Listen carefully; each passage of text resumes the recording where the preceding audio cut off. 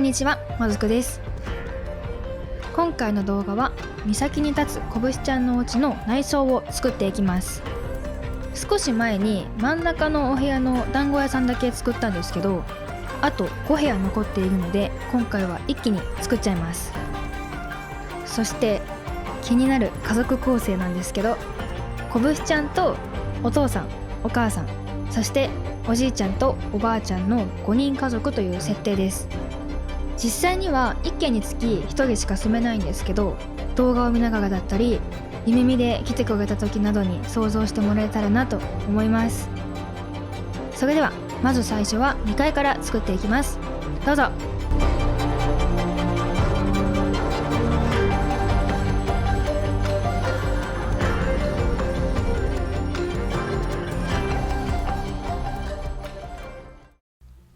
団子屋さんを作った時にも寺子屋と道場を作りたいって確か言ってたと思うんですけど、変わらずどっちも作ろうかなと思うので2階は寺子屋を作ります。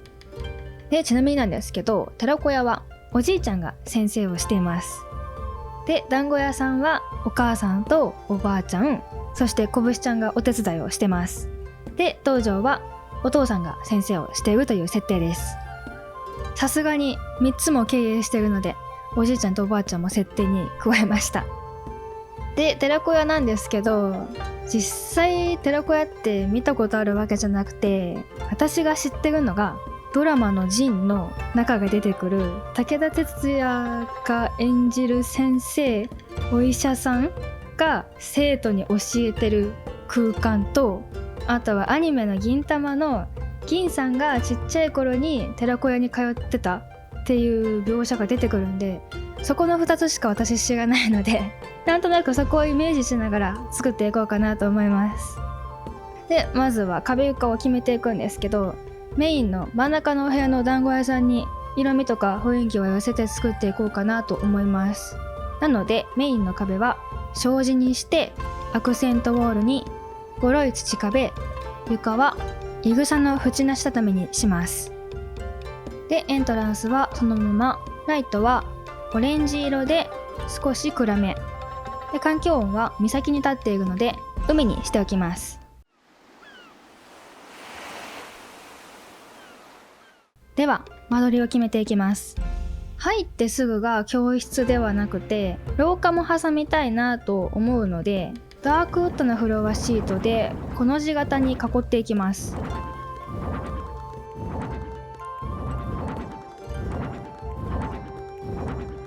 で、この畳の上を教室にしようかなと思うので、またさらに柱と仕切り壁で囲っていきます。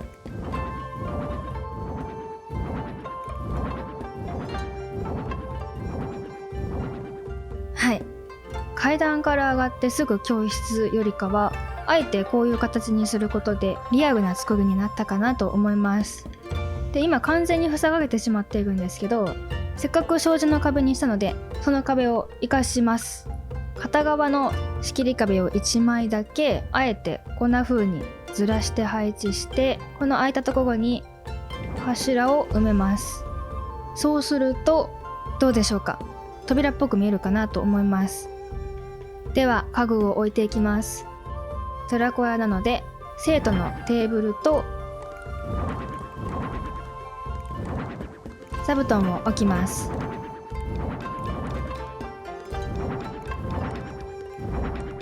で、そうすると先生が立つ位置がほぼないんですけど、椅子2つだけだとなんかちょっと物足りない気がしたので、生徒の席を優先しました。動物が歩くわけじゃないので、より見た目優先でいこうかなと思います。なので、先生のテーブルはもう壁にくっつけるしかないので、ここにくっつけておきます。一応壁の後ろに立てるという設定です。で、左右にはシンプルなチェストを2つ置いておきます。では次は学びに必要な小物を置いていきます。前デザインを貼った広げた資料を適当に置いていって、で少し空間に変化が欲しいので、コソのリメイクのリサイクルペーパーを置きます。でチェストの片側だけに積まれた本を置いておきます。はい、これで寺子屋のベースが完成しました。あともう少しだけ飾っていこうかなと思います。まず壁を飾っていこうかなと思うんですけど、向かって正面のところに今の塾とかだと例えば絶対合格みたいななんかそんな感じのものが貼ってあってもいいかなと思うので、一枚板の看板と掛け軸を貼っておきます。はい、こんだけ足しただけでより寺子屋っぽくなったかなと思います。あと掛け軸の左右に学校とかでよく壁に貼ってある生徒が書いた習字みたいな感じで色紙を貼っておきます。はい、使える家具も少ないし置けるところも少ない割には満足感がある空間になったかなと思います。で最後は天井に和風な照明と手前の廊下の左右に行灯を置いたら、これで2階の寺子屋は完成です。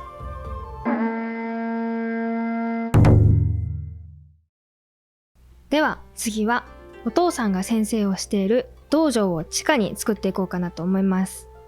このお部屋も同じく他のお部屋と色味を合わせていこうかなと思うので、メインの壁にボロい土壁を使ってアクセントウォールに障子、床はよくある床板を貼ります。でエントランスはそのまま、ライトはオレンジ色で暗めにしておきます。で環境音は海にしようかなと思ったんですけど、地下なのでなしにしておきます。では間取りを決めていきます。道場なのでもう超シンプルでいいかなと思います。なので一応障子とこの床の境目が馴染むようにしたいなと思うので、1畳の畳を3枚並べて空いたところは柱で埋めます。で畳と床の境目に仕切り壁とさらに柱を置きます。はい、これでささっと間取りが完成しました。奥が、先生が立っているところで、手前側が実際に練習するところにしようかなと思います。ちなみにこの道場は剣術が学べるという設定です。では家具を置いていきます。先に道場感を出すために真正面の壁に一枚板の看板を飾ります。はい、どうでしょうか。これだけで道場に見えてくるかなと思います。で家具なんですけど、多分皆さんも私と同じように道場を浮かべた時に家具ってほとんど置かれてないような気がするんですけど、さすがに何も置かないのもなっていうのもあるので、お部屋の端っこにとりあえず木箱を並べて、でこの先生が立つところに用意スタートボーンみたいな感じで鳴らせるようにドラを置いておきます。であとは一応剣術が学べるので太刀を置いておきます。はい、何も置いていない状態でもギリ道場ってわかるかなと思ったんですけど、太刀を置いたことで剣術が学べるということもわかるようになったかなと思います。でいつもだったらこんなに隙間が空いてたら絶対許せないんですけど、道場なので物がありすぎても練習ができないなと思うので、今回はあえて開けておきます。ちなみに一応かかしを置いて打ち込みできるみたいに見立てようかなとも思ったんですけど、麦わら帽子とかちょっと違うなと思ったり、竹を切るみたいな感じで竹のびっくり箱を置いてみたんですけど、すんごい光ってるんでこれはちょっと違うなと思ったり、かといって門松だと違うような気もするし、みたいな感じでいろいろ考えた結果こうなりました。では家具を置かないのでもうほぼ完成なんですけど、あとちょっとだけ飾っていこうかなと思います。まず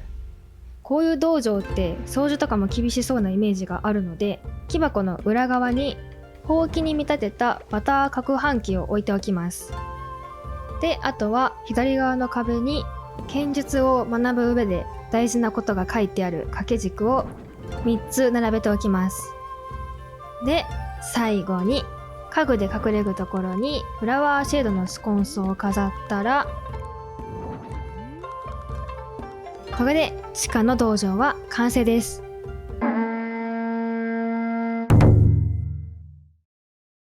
次は奥のお部屋を作っていきます。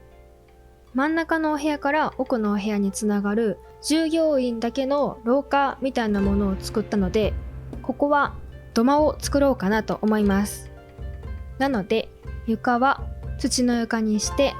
メインの壁はボロい土壁にして、アクセントウォールはなしにしておきます。で、窓はなし、エントランスはそのまま、ライトはオレンジ色で少し暗めにしておきます。で、環境音は海にしておきます。では間取りを決めていきます。土間っぽくしたいので、手前側にナチュラルなフローリングタイルを貼ります。で、さらに空間を分けるための木製の柱を左右に置いて、奥の左右の角にも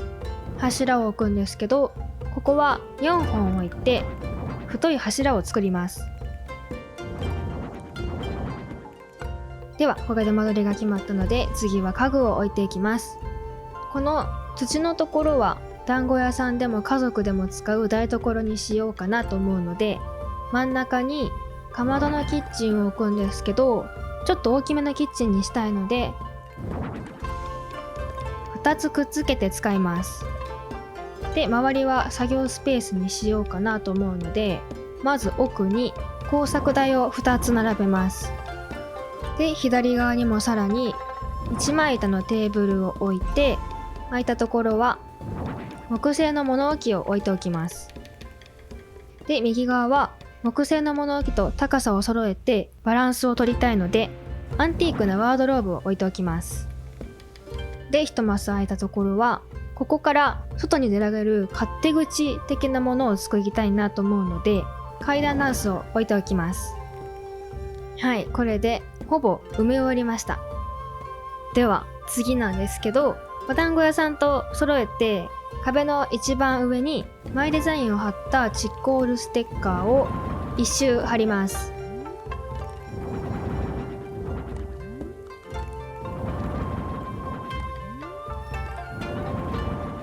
はい、すぐとお団子屋さんの時もそうだったんですけど、昔の作りっぽくなったかなと思います。では次は明かりを足します。まず手前側にあんどんを置いて、天井に和風な照明を設置します。では次は小物を置いていきます。正面の壁側のこのテーブルの上なんですけど、ここはなるべく高さがある小物を置いて立体感を出したいなと思うので、木箱を置いておきます。で、さらに木箱はアンティークなワードローブの上にも置いておきます。で、あとは調理道具のせいろとカッティングボードを置いておきます。で、こっちのテーブルなんですけど、ここは作業台というよりかはかまどで使う薪を置いておくスペースにしたいと思います。では次は壁を飾っていきます。まだ正面の壁が空いているので、ここにシンプルなウォールシェルフを3つ飾って、真ん中にはお団子屋さんにも飾ったメニュー表に見立てた色紙を飾っておきます。で、これを左側の壁にも貼っておきます。となると額入りポスターもお団子屋さんに貼ってあったので、これも揃えて貼っておきます。はい、全体を見るとこんな感じです。メニュー表を貼ったことで家族だけで使う台所じゃなくてお店で使う台所っぽくもなったし、さらに忙しい感じにもなったかなと思います。ではもうちょっと壁を飾っていきます。マグネットナイフラックを飾るんですけど、プラスチックのハサミを見せたくないので、ちょっと端に食い込ませて、右側もあえて木箱に隠れるように設置しておきます。で、階段の上に扉をつけたいので、障子の前デザインを貼ったチッコールステッカーを貼っておきます。で、最後に家具で隠れるところにフラワーシェードのスコンスを飾って、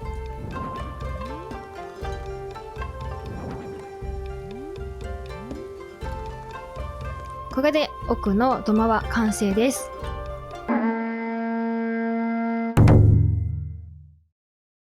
次は右側のお部屋を作っていきます。右のお部屋も左のお部屋も居住スペースにしようかなと思っているので、右のお部屋はこぶしちゃんとお父さんとお母さんが住んでいる部屋で、左側がおじいちゃんとおばあちゃんが住んでいる部屋にしていきます。では壁岡を決めていくんですけど、他のお部屋と統一感があるようにしたいので、メインの壁にボロい土壁、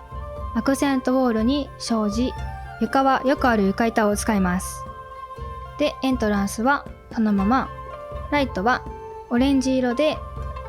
少し暗めにしておきます。で、環境音は海にしておきます。では間取りを決めていきます。ここに障子があるので、他の部屋に行くための廊下をここにくっつけて、手前側を生活するスペースにしようかと思います。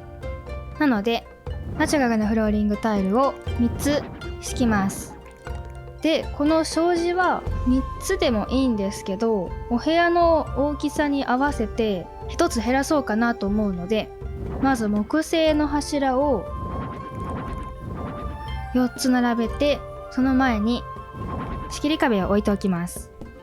で、さらにラグの上の左右にまた柱を足しておきます。で、もっとお部屋を分けるために天井に縦長のレーンを配置しておきます。はい、これで間取りが決まりました。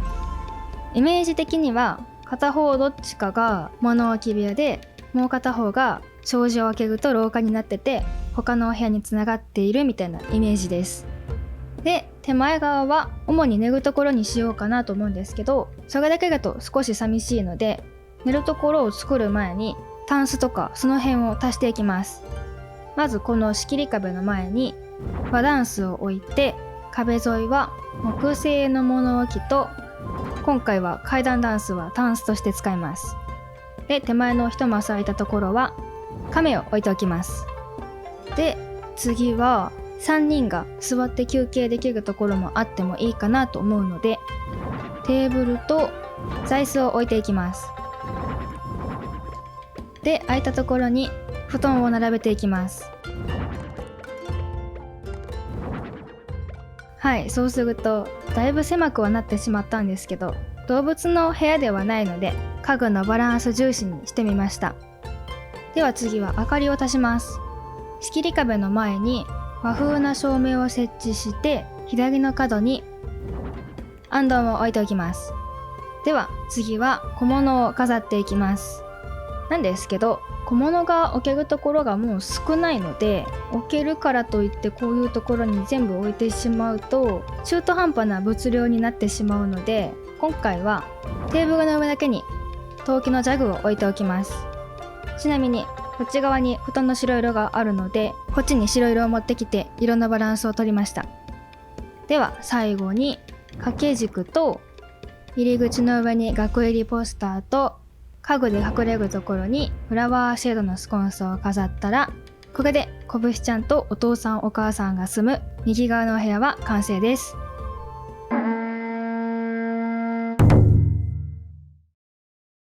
では最後は左側のお部屋を作っていきます。この部屋はおじいちゃんとおばあちゃんの居住スペースになるんですけど、右側のお部屋と同じような作りにしていこうかなと思います。なのでメインの壁にボロい土壁を使って、床はよくある床板を使います。で、左側のお部屋はアクセントウォールは使わずに行こうかと思います。で、エントランスはそのまま、ライトはオレンジ色で少し暗め、環境音は海にしておきます。では間取りを決めていきます。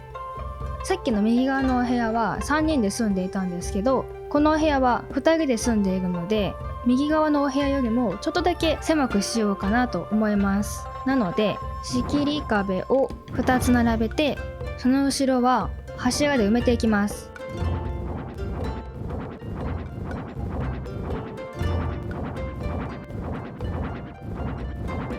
で、さらにこの仕切り壁の前の両端に柱を2本くっつけます。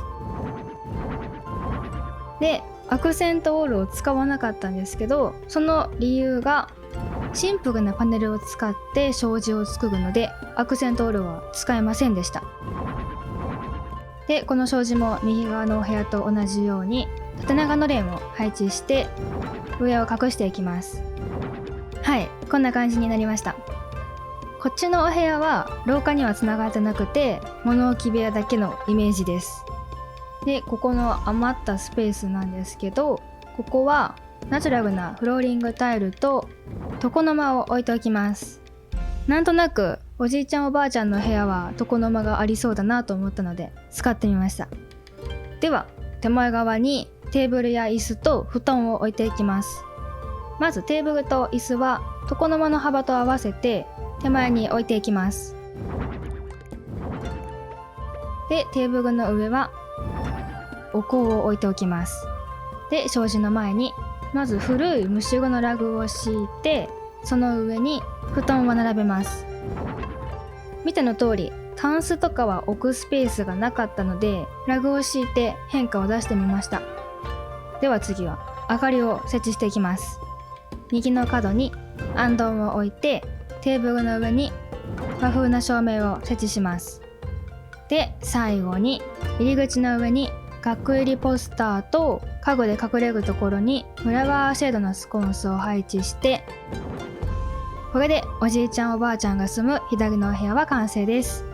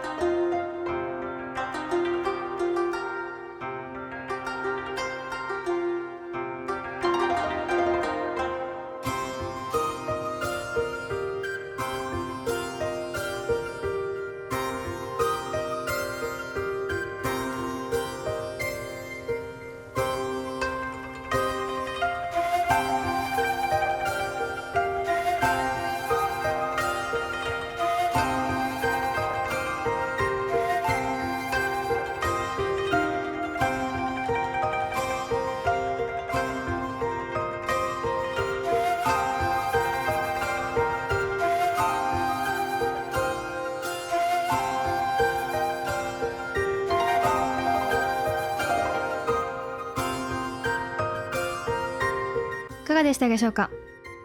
今回はサブ住民こぶしちゃん一家のお家を作ってみました。多分初めて家族構成を取り入れたレイアウトをしたと思うんですけど、